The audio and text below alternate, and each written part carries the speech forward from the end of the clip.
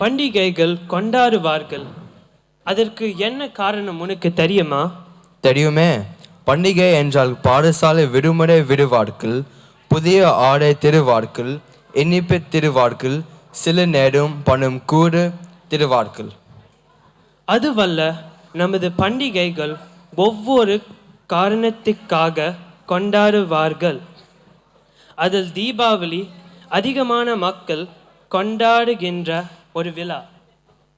தீபாவளி பற்றி பல கதைகள் சொன்னாலும் நம் தமிழர்கள் நம்புவது இருள் நீக்கி ஒளி தரும் நாள், துணிப்படுவோர்க்கு வெளிச்சத்தை கொண்டு விடுக்கின்ற நாள், கவலைகள் கரை சேருகின்ற நாள், சொந்தங்களை ஒன்று கூட்டுகின்ற நாள், உறவுகளை ஒரு இடத்தில் பார்க்கின்ற நாள். அப்படிப்பட்ட தீபாவளி திருநாளை பற்றி எமது சிறார்கள் ஒரு பாடலும் நடனமும் உங்களுக்காக தர வருகின்றார்கள். தீபாவளி என்றால பாடசாலைகள் வெடிக்க வேண்டும், பட்டாசுகள் வெடிக்க வேண்டும். உங்கள் கரகோஷங்கள் பட்டாசுகள் போல் வெடிக்கட்டும். பாவனந்தி வகுப்பு மாணவர்கள் தீபாவளி திருநாளை இங்கு மேடையேற்ற அது உற்சாகம் அளிக்கட்டும். நண்பர்களே, நாளை என்ன தெரியுமா? ஆமாம், நாளை தீபாவளி. தீபாவளி பற்றி உங்களுக்கு என்ன தெரியும்? தீபாவளி என்றால் ஒளியின் திருவிழா. சரியாக சொன்னார். நாம் வீட்டை அழகாக அலங்கரிப்போம், விளக்குகளை ஏற்றி வைப்போம், புத்தாடைகள் அணிவோம், இனிப்புகள் செய்வோம், பட்டாசுகள் வெடிப்போம். ஆனால் பட்டாசு வெடிப்பது சுற்றுச்சூழலுக்கு நல்லதல்ல. உண்மைதான், நாம் சுற்றுச்சூழலை பாதுகாக்க வேண்டும். அப்படியானால் பட்டாசுகளுக்கு பதிலாக என்ன செய்யலாம்? நாம் கோலம் போடலாம், நந்தருடன் ஆடலாம், குடும்பத்தினருடன் ஒரு நேரம் செலவிடலாம், ஏழைகளுக்கு உதவி செய்யலாம். இவை அனைத்தும் நல்ல யோசனைகள். தீபாவளியின் முக்கியத்துவம் என்ன?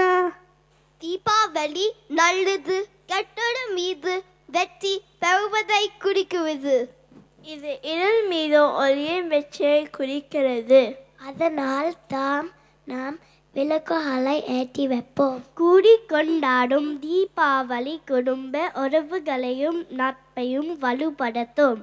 பல வண்ணில் புதிய கணக்கு புத்தகங்களை தொடங்குவார்கள். தீபாவளி காலம் அறுவடை காலத்தின் முடிவரும் குறிக்கிறது. அதனால் இது செழிப்பின் கொண்டாட்டமாகவும் கருதப்படுகிறது. ஆஸ்திரேலியாவில் நாம் எப்படி தீபாவளி கொண்டாடுகிறோம்? நாம் வீட்டில் விளக்குகளை ஏற்றுகிறோம், சிறப்பு உணவுகளை சமைக்கிறோம், குடும்பத்தினர் மற்றும் நண்பர்களுடன் கொண்டாடுவோம். சில இடங்களில் பொது தீபாவளி கொண்டாட்டங்கள் நடைபெறுகின்றன. ஆம், அங்கே பண்பாட்டு நிகழ்ச்சிகள் நடைபெறுகின்றன. நமது பண்பாட்டை பிறருடன் பகிர்ந்து கொள்ளலாம், அது மிகவும் சிறப்பானது. நாம் நமது பாரம்பரியத்தை மறக்காமல் இருப்பது முக்கியம். ஆனால் நாம் புதிய நாட்டின் கலாச்சாரத்தை மதிக்க வேண்டும். உண்மைதான். இரண்டு பண்பாடுகளின் சிறந்த அம்சங்களையும் கடைபிடிக்கலாமே. அப்பதான் நாம் உண்மையான உலக குடிமக்களாக இருக்க முடியும். சரி நண்பர்களே, நாம் அனைவரும் தீபாவளி எப்படி கொண்டாட போகிறோம்? நான் என் அம்மாவுடன் இனிப்புகள் செய்ய போகிறேன். வீட்டை அலங்கரிக்க போகிறோம். நாங்கள் கோலம் போட போகிறோம். நாங்கள் குடும்ப உறுப்பினர்களுக்கு பரிசுகள் கொடுக்க போகிறோம். நாங்கள் ஏழைகளுக்கு உணவு வழங்க போகிறோம். நான் என் பாட்டி சொல்லும் பாரம்பரிய கதைகளை கேட்கப் போகிறேன். நாங்கள் தீபாவளி பாடல்கள் பாட போகிறோம். நாம் அனைவரும் சேர்ந்து ஒரு தீபாவளி விழா நடத்தலாமே. அது ஒரு அருமையான யோசனை. ஆம், நாம் அனைவரும் ஒன்றாக சேர்ந்து கொண்டாடலாம். நமது ஆஸ்திரேலிய நண்பர்களையும் அழைக்கலாம். அவர்களுக்கு நமது பண்பாட்டை பற்றி கற்றுக் கொடுக்கலாம். ஆமாம், அது மிகவும் சிறப்பாக இருக்கும். தீபாவளியை மகிழ்ச்சியாகவும் பாதுகாப்பாகவும் அனைவருடனும் சேர்ந்து கொண்டாடுவோம்.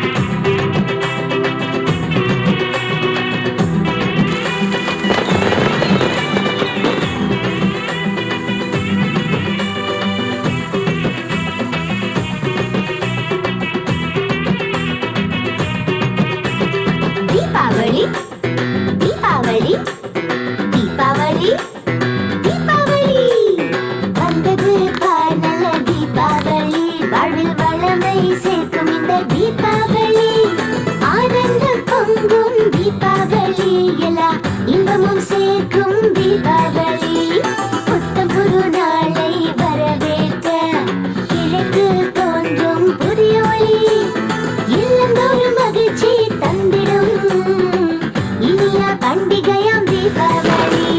தீபாவளி தீபாவளி தீபாவளி தீபாவளி.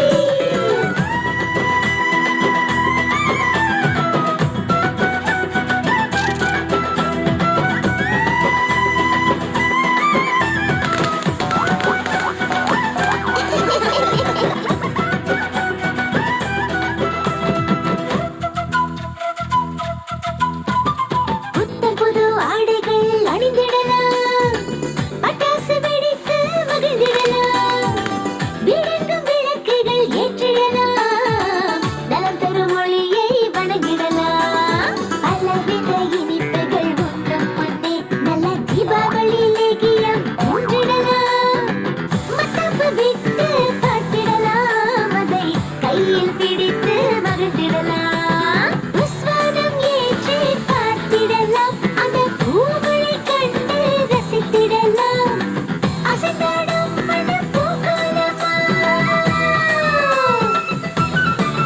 ஹே அசைந்தாடும் மனம் பூகோளமா, கரைச்சக்கரம் விட்டு கொண்டாடலாம். தீபாவளி தீபாவளி தீபாவளி தீபாவளி.